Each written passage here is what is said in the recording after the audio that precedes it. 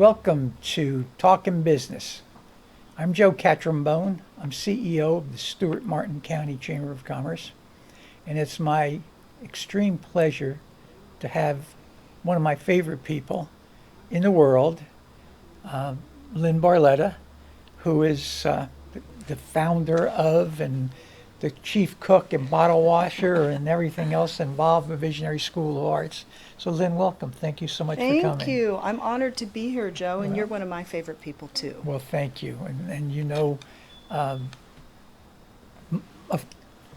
people who know us understand our relationship because of Tony. He's like Yes. a brother to me. Sometimes, you know, he says sometimes I give him advice like his father, Yes. and other times like his brother. Yes. And I say, you know, I'm not that much older than you, Tony. That you take a fatherly advice from me. That's very true, but you have this father's heart and you mentor people and you've mentored me. Well, thank you. I thank you for that. I don't think you needed much mentoring.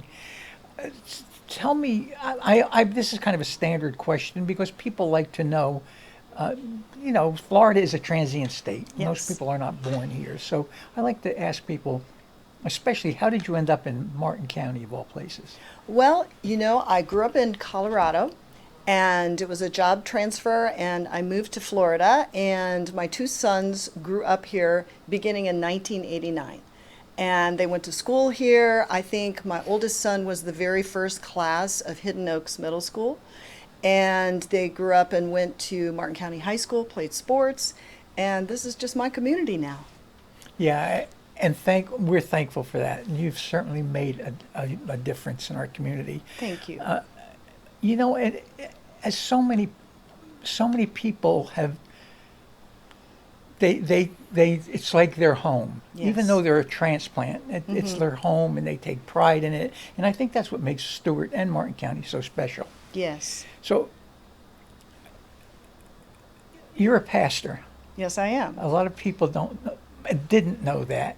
Well, I think you were ordained. Were you ordained after you moved to Martin County? Yes, I was actually ordained in 2001, and that was the same year that I began my ministry, Visionary Church. And, you know, Visionary Church has never been a very large church. It's been a small church, but we do very large things. And Yes, so you we do. have a very tight-knit family community, and we raise up and launch nonprofit organizations. We raise up and launch leaders. We run Bible studies. My goodness, Tony runs a Bible study for businessmen and even young people that's well over 30 and men right now. And I run women's Bible studies, prayer groups. And so we've been kind of behind the scenes working, but doing things in the community. You certainly have. So I have to tell you a quick story, share with you. I don't know if Tony ever told you this. Probably not. But, you know, he was the most eligible bachelor in Martin County. That was you know? in Stewart Magazine. He was voted Martin County's most eligible bachelor Absolutely. before I met him. And he was living the dream. he was. And so, you know, and so he came in one morning, and as you know, he calls me Bone. He comes in this one morning, sits in front of my desk on a chair, and he said, Bone, he said, I had a date last night that was second to none. He said, it was unbelievable. I said, really? Wow. I mean, because he never carried on much about his age. He said, and guess what? She's a minister. I said, a minister? I said, well, that's going to put a crimp in your lifestyle, buddy. And it did. It did. And it saved his life. Yes. Because he was burning the candle at both ends. That's I right. don't know how much That's longer right. he could have went on. Well, you know, today Tony is a wonderful man of God, and Yes, he he leads is. all kinds He- of groups, and this community looks to him. He's commonly known as the mayor, although he's not really the mayor. But people look to him also for mentoring now, Yes, Joe. they So do. you got legacy going on there. And yes, it was a shock, I think, to many people that Tony would date a minister. I was just hearing from the Lord that this was the right man, and I just waited to see how it would all pan out. 6 months later, we were married, and I call it I was there. You were married, that's right. You were there for our marriage. I was. And so I call it a whirlwind romance because 1 month after Tony and I were married, Hurricanes Jean and Francis came, lifted the roofs off of 2 buildings, destroyed the physical part of our ministry, and then it was no longer my ministry. We had to rebuild again from scratch, so now it was our ministry. And the message I felt like that God said to me during that time was, you're thinking too small and you've got to expand. And so it was all about expansion. And then later, Visionary School of Arts and Catch the Wave of Hope came. And so let's talk a little bit about expansion. As part of your expansion, right in the middle of the recession, you rented our second floor in the chamber building. Yes, I was the only one up there. It was so lonely. And, you know, I had a long office, and in the back of the office, do you remember, it was kind of like a closet? Yeah, oh yeah. Well, soon somebody moved in next door, and she said, I have an 8-year-old. If I get together a couple of friends, will you teach him art? Now, I had taught art in Denver Public Schools and in Colorado, but I hadn't thought about teaching art here. In fact, Joe, I wasn't even sure I liked children. My kids were grown, and I wasn't sure I wanted to do this. I know that feeling. But the recession being what it was, I thought it would be a very good idea. And so I started Visionary School of Arts in that back closet with 5 children.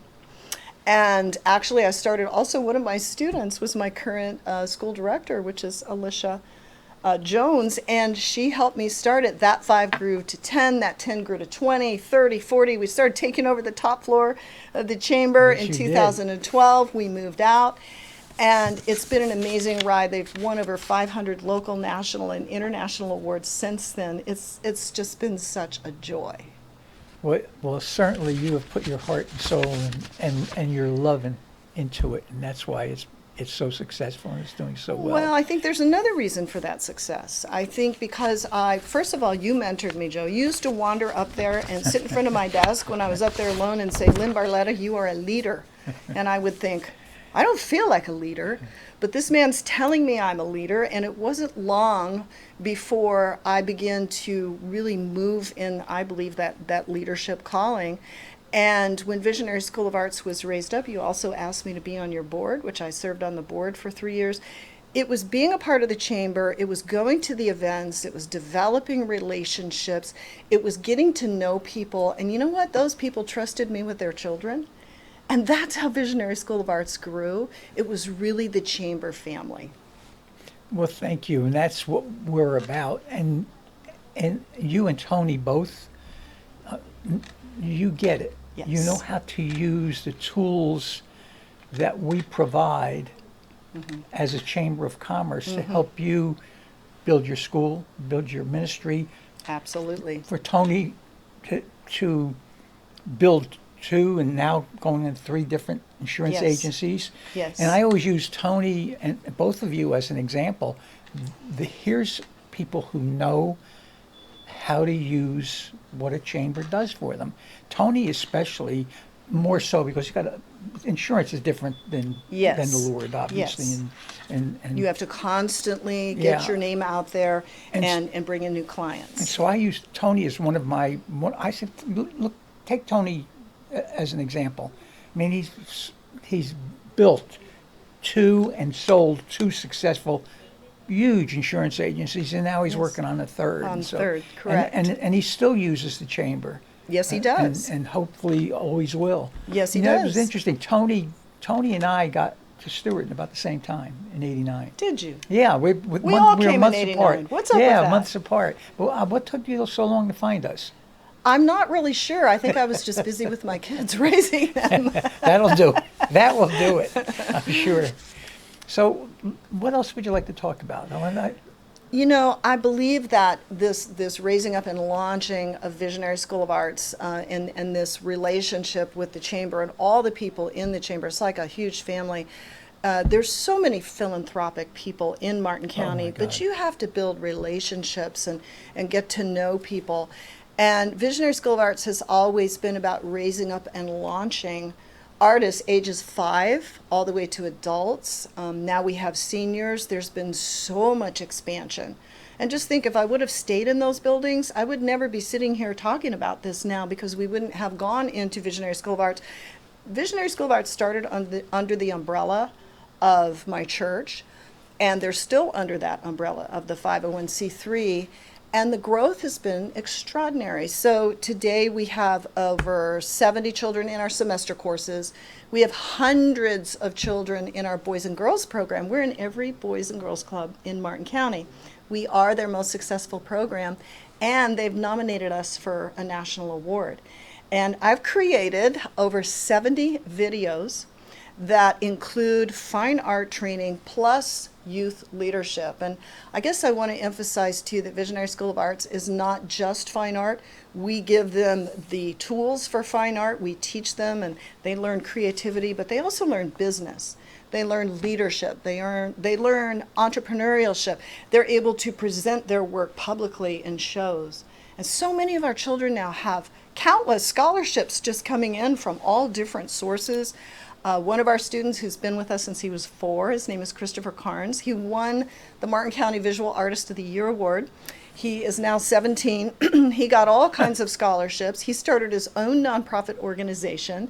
He's the epitome of leadership. He's one of our best teachers, and he just got into the University of Florida. Wow. Christopher. And you've had him since he's 4. Yeah, I've had him since he was 4, and he's an environmentalist. He wants to preserve water.